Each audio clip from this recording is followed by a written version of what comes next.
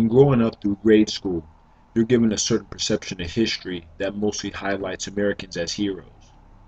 This trend continues through middle school and high school, which leaves many kids believing the wrong facts and events that happened during a time of much deceit and betrayal. This eventually spills over into college, where the same story might be told or where the truth might be revealed. This project is called Indigenous Land, and it embodies a small compilation of research I did on the Native Americans, Buffalo Soldiers, and U.S. Army generals. I'll give you a synopsis on what I thought before researching this topic and contrast that with the truth about the events surrounding the Native Americans and the U.S. Army. My research began with the legendary Buffalo Soldiers, who I heard nothing but good things about when growing up. My parents made light of them whenever they spoke about what African Americans did for this country. This reason, combined with the fact that they were so rarely discussed in history books, made it more appealing to make them a prime focus of my thesis project. What I was about to find out was not what I wanted to hear or believe. I started my research by reading books specifically about the Buffalo Soldiers' history and the U.S. Army. There were several accomplishments that were clarified through each written work, but there were also some other truths that are often overlooked when discussing the Buffalo Soldiers. The most disregarded fact is that they assisted in committing genocide against innocent people who are indigenous to the land we now call the United States of America. After realizing that the Buffalo Soldiers took part in those events, I had no choice but to change up the direction of my research to include the Native Americans. This decision led to a perception change in my thinking, and I was able to understand what the agenda was for the U.S. Army and Buffalo Soldiers. When researching the Native Americans' history, I began to realize that they were so spread out amongst the land. They also weren't equipped as well as the Army was. The use of bows and arrows were meaningless against an instant shotgun blast that could be initiated at any given time. These were two big weaknesses of the Native Americans, but the one that I feel stands amongst any other is their trust. This was the lone reason why the Spanish were able to get onto this land, throughout the land, and inevitably get the upper hand in taking over it. The Native Americans were role models in showing Europeans how governments were structured, how to navigate around the land, and even gave them information for curing illnesses. It only got worse for the Native Americans as time went by. They were pushed further west and relocated to different areas of this place now known as the United States. Many battles were fought and plenty of uprisings were started, but the Native Americans still ended up with the short end of the stick.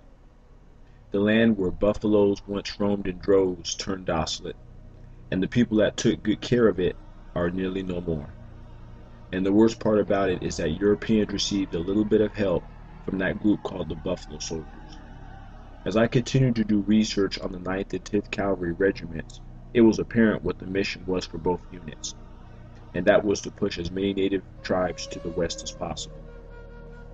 If they had to resort to murder to make it happen, then the U.S. Army was all for it. The motto for the 9th and 10th regiments are, "We can, we will," and "ready and forward" respectively. The 9th Cavalry motto fits perfectly as Europeans did as they pleased on this land. But the 10th Cavalry motto is very contradictory.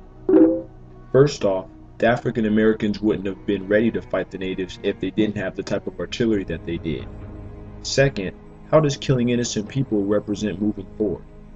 In my opinion, I feel the African Americans in the Army set themselves back in one particular area, and they also did the same to the Native Americans, all while being treated like dirt the whole time they served. The one way African Americans set themselves back was on an economical standpoint. It would have been tough, but if they would have stuck together after the slavery era, they could have built their own communities and businesses, which would have translated into self-sufficiency amongst their own. A good example of this is the town of Rosewood, which was located in Florida. The town was predominantly black, and most of the businesses there created economic growth for everyone who lived in the area. However, many blacks decided to join the Army because they had no money and were looking for work. Now, it's one thing to hurt yourself, but it's a whole other if you hurt someone else.